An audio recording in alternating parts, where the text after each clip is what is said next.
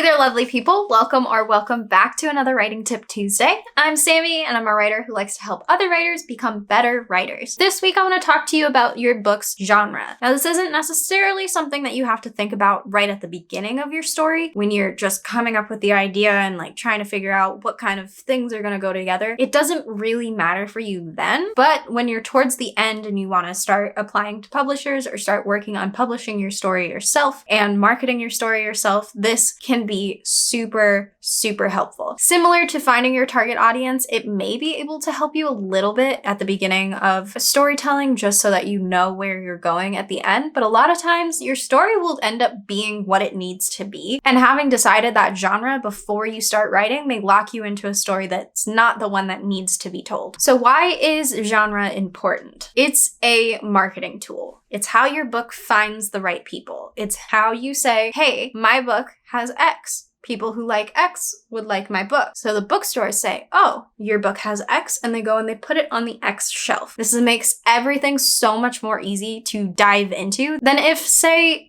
every bookstore was arranged exclusively by the last name of the author and not by what type of book it is. Can you imagine ever finding the book that you want to read by doing that? If you're like, oh wow, I absolutely hate sci-fi. I hate sci-fi and the concept. If it says sci-fi, I don't like it at all. Can you imagine finding a book that you would like when there are so many sci-fi books with so many authors with so many different last names, when the whole store is organized by last name? Yeah, so that's what genre is for. It's for the reader to be able to identify if they may like this book or not before having to pick it up off the shelf. So there is genre and there is subgenre, and those work together to create your book's category. So genre is going to be the general shelf that they put you on in the bookstore. So that is mystery, thriller, horror, YA, children's, the big overarching people who like books that have this major concept will like my book. They're giant concepts that hardly ever directly relate to what is actually in your story. Your main genre doesn't necessarily have to match the exact content of your story, but it should match the overall energy of your story. And there are some genres that have certain qualifications for them that if you don't meet those, then you have to be put into a different genre. For example, romance, you have to have a happy ending. For it to be considered a romance story, it has to have a happy ending.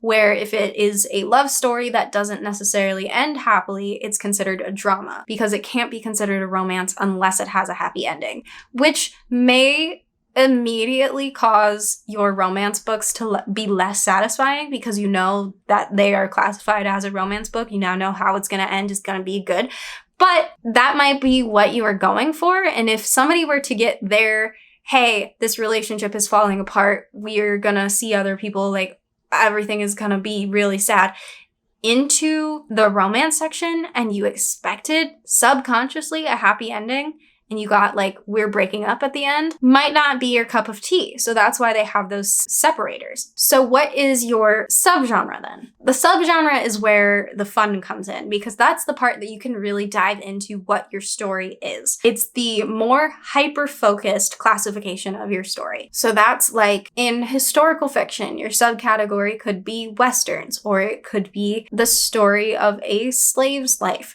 Those are very different. If you're hey, I like historical fiction, I like to read about cowboys, and then you go to the historical fiction section, but you get a story that is exclusively about what it's like to be a slave on a plantation, that is not going to be your cup of tea. That's where subgenre comes in. You get to classify more specifically where your story should fall, what kind of readers would like it. So some examples of subgenre are obviously Western or slave story. There's also enemies to lovers, friends to lovers, robots, magical fantasy, historical realism, and so many more that you have almost infinite options. I think the best way to find your subgenres, if you don't instantly yep, it's a Western, if you don't instantly have that, is to think about the main things that happen in your story. What is directly causing your story to move forward? What kind of conflicts are your characters interacting with? What is a defining feature of who your main character is? What is a defining feature of who your antagonist is?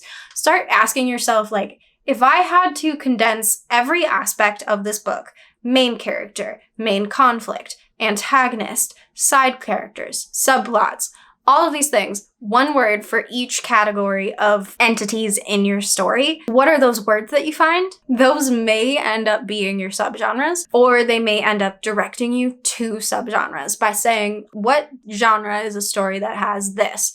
It may give you the overarching genre, which you already know, or it may give you a more specific subgenre, like, oh, this is a historical fiction. It's considered a Western. That may give you what you're looking for. You can also look for books that have similar aspects to your story. Those things that you just figured out in your list of what all is in your story. You can look for stories that have similar things to that. If you aren't finding subgenres in the last way, you can find other books and see what those other books are classified as if you feel your book will classify in those subgenres as well. And subgenres can be very, very helpful for online selling, especially on Amazon. It's well known that your title, your subtitle, and then your genre and your subgenre are the main things that allow the algorithm to say who will want your book. So it can be really, really helpful for those very, very wide markets and very, very niche markets, as well as on the physical shelf. They're gonna put the Westerns with the Westerns and the stories of slaves on another. Feeling there's an actual term for that, and I just don't know what it is off the top of my head. All right. So the internet has given me slavery. The internet has told me that slavery is the term. Novels about slavery is the term for the books that I was thinking. They're not slave books, they're novels about slavery. So they're gonna have the Westerns on one shelf and the novels about slavery on a different shelf, so they do also help in physical bookstores, just not quite to the extent as they do on virtual bookstores. But that is all that I've got for you today. I'll see you guys on Saturday for a Story Study Saturday, and back again on Tuesday for another Writing Tip Tuesday. If you don't want to miss any of my uploads, hit that subscribe button and the notification bell next to it, and I will see you every time I upload. If you still have any questions about how to figure out the genre of your book or why to figure out the genre of your book, let me know in the comments and we can have a chat and I can see if anybody needs more context to this. But I will see you guys on Saturday.